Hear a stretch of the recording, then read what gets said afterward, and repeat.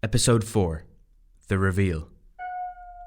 Welcome back, everyone. We're facing into deep water now in our podcast, Tale as Cold as Crime. You're listening to our in-deep series all about Izzy.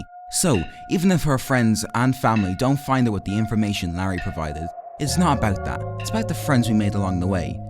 This episode features the Search Party Part 2 Electric Boogaloo. Izzy seems to be in somewhat of a trance as she delivers her answers, as though she doesn't give a damn about what her friends are talking about. But seriously, jokes aside, this may be difficult for some listeners to digest, so be our guest and put our information to the test and listen up.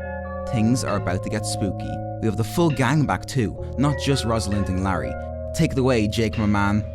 Things take a turn. They follow the lead of the man in the mansion to discover that Izzy is there.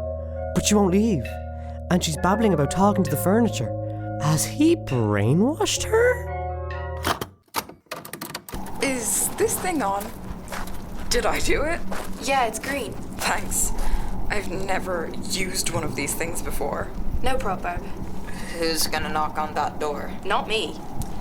I will. Good. Well then, go ahead. Yo, Larry, come on. Hey lads. No way, man. You're out of police custody. Yeah, I am. But how? Max, my man, it's not about me. We're on a mission, and look up at the clouds. It's gonna rain hard soon. I'll tell you later. I promise. Good plan. Larry, Rosie, do you have the coat? Yeah, but it's a bit faded. I don't know why. Maybe it was the lighting in the cul-de-sac or the fact that it's vintage and the dyes back then fade. That's odd. What's odder is that as soon as the day became greyer, so did the coat. Maybe it's like that dress. It seems gold and white in a different tone of light, but it's really black and blue. Dude, were you really fooled by that meme? Nope, but Gary was. Either way you look, do you think Barrett was gonna knock on that door? Yeah, I think she's got the guts. Here I go. Ha! I didn't think you had it in you, barbecue. I told you to never come. Izzy, you're alright! It's so good to see you. You look fabulous, my dear. You should not be here. You see, I shouldn't have come. I'll leave. No, stay, Larry. It's okay. Izzy, we're here to bring you home. This is my home. It's not, my dear. Your home is with Maurice. Your school. Your friends. Not here in this old lodge. It's run down and dirty. Izzy. Looking around, I see nothing but beauty. Beauty everywhere. What? Izzy, what's so great about this lodge anyway, hun? The furniture speaks to me when I feel alone, and the man of the lodge lets me read all the time, morning and afternoon and evening and night. Don't be stupid now. Furniture doesn't talk, let alone have life within it. It does. I've seen and heard it. I felt it. They understand me. Please, Izzy, stop this nonsense and come to your friends and family. I will get you so many new books and will teach you everything you've missed in school.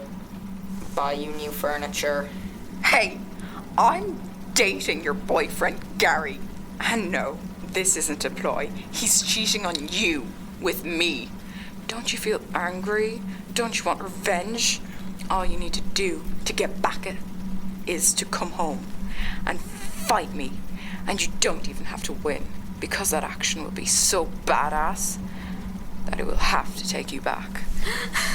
You can have that man. That man? Gary's breaking laws for you, trying to find you, and you can't even say his name. I mean, he might get jail time. The only man I love is the one that lives in this house. But Izzy, we're your friends. We're your family. We love you. And your father. Please, even if you don't care about us, remember him. The only man I love is the one that lives in this house. Please, Izzy, don't close the door. We love you. All we want is to have you safe and sound at home. Please, the town is barren without you. The town is barren with you in it. From what you've shown me, you've no values to this group that think they know me. Who am I? Get out, you waste of space. That's enough. Larry has redeemed himself. Let it go. When we get back, we will have a warrant for both your arrests. What do you mean, redeemed? The terrible rumours about you being weird. I wanted to lessen the blow of Gary when you dumped him. I overheard you speaking to Rosalind about dumping him as you wanted to focus on your studies, and I thought by calling you a cringe nerd and telling everyone that you were cheating, Maybe it would make Gary feel less sad about your relationship crumbling. But it seems he doesn't care about said rumours. He would die for you, to save you. But he can't this time, because he's in custody. Calm down, guys. It's okay, Izzy. We're here for you. We're your friends. Gary's your boyfriend, and I'm your family, your cousin Rosie. I said I don't care about Gary, or in this case, the rumours, because this is my new life, and I care not for the old one, nor the people you guys claim to be in it, or what stories envelop it. Thoughts of Gary and your new life aside, we will be with a warrant next time you see us coming up that hill, unless you come home. Please, my dear friend, please. No, I like it here. I don't feel lonely anymore, and Adam is the kindest man I've ever met. What about your dad? My dad? I don't have a dad. You loved your dad. Remember the tape recorder you got from him? More lies. This isn't like you. You're upbeat and energetic. And now you seem like you're fading. Have you been brainwashed or something by that monster? No, Adam would never do such a thing. He is my true love. This is the real me. My sister in arms, please listen to this. Dad, come quick. Surprise! Happy birthday. Do you like it? It looks wonderful, thank you. I'm so glad you like it. I love you, Dad. Your father gave me this tape recorder. He told me to play it if I found you. Do you remember how happy you were? Who is that on the tape? Izzy, look. It's your favourite coat. The blue one. That coat is not mine. It's too grey. It's faded. Izzy, do you remember what colour it was? No, I don't. And I don't remember you. And I don't remember wearing that jacket. You are nothing to me. Now leave me alone.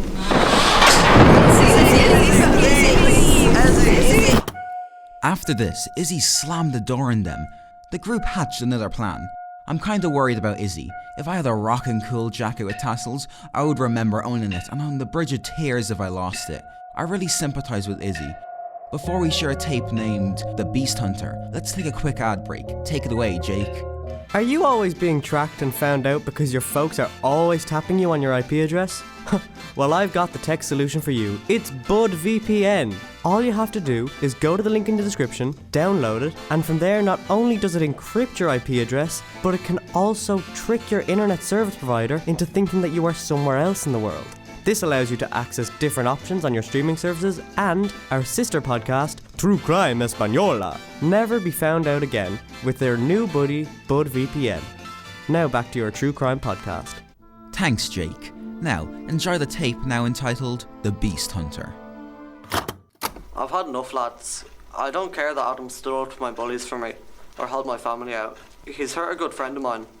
Listen up, it's time for us to grow up. Let's hunt that bloody beast. Larry, you're becoming more and more badass by the second. Thanks, B. Well then, what do you suggest, almighty beast hunter? There's something you don't know about me. My father was a hunter. All the men and women on my father's side were hunters. Hate to burst your bubble, but everyone here has gone hunting once or twice. You know, for sport. Not like that. They were bounty hunters. So, spit it out. So that means I have all the things my father used. He was a well-respected man too, and the police gave him free rein over warrants. So if he can do that, so can I. My mum would kill me if she knew I was going to do this. She said bounty hunting was dangerous and not a real job because the money wasn't really there. I'm going to stop you right there. Are you planning to take Adam to the police station? Well, I'm not going to do it on my own. Who are you going to do it with? My man, Gary. He's in jail. How do you plan to get him out? He's on house arrest right now, pending his trial. All he has is a curfew to abide by. You're not saying. I am. Oh, you're crazy. I love that. Did I sense some romance between Larry and Barbara, or is that just me? Anyway, I think we as a collective need a break, and luckily enough, we have an ad read. You have the mic, Jake. Are you bored of having to switch tools every few moments when you're digging something up or digging a hole? Well, I have the perfect tool for you. It's a rake, a shovel, and a measuring tape all in one. Simply measure the hole, and measure the thing you wish to put in the hole, and mark its position with a few pencils. Then you just rake the leaves away and start digging. Pencil not included. We are not liable for how our customers use our tools. Patent pending belongs to Clorox Bleach. And that concludes episode 4 of our In Deep series all about Izzy. Join us next week for our final episode, The Ending. You won't want to miss it. You've been listening to Tale as Cold as Crime. As always, we appreciate your support. Thank you to our sponsors, and thank you, our listeners, for listening.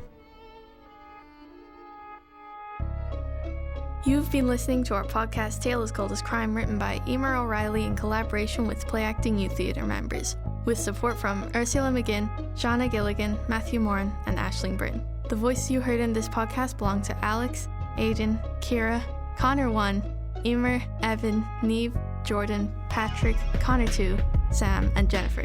Sound design by Paul Dowling. This podcast was made possible by Kildare County Council's Platform 4 Recording Bursary Award. Thank you for listening.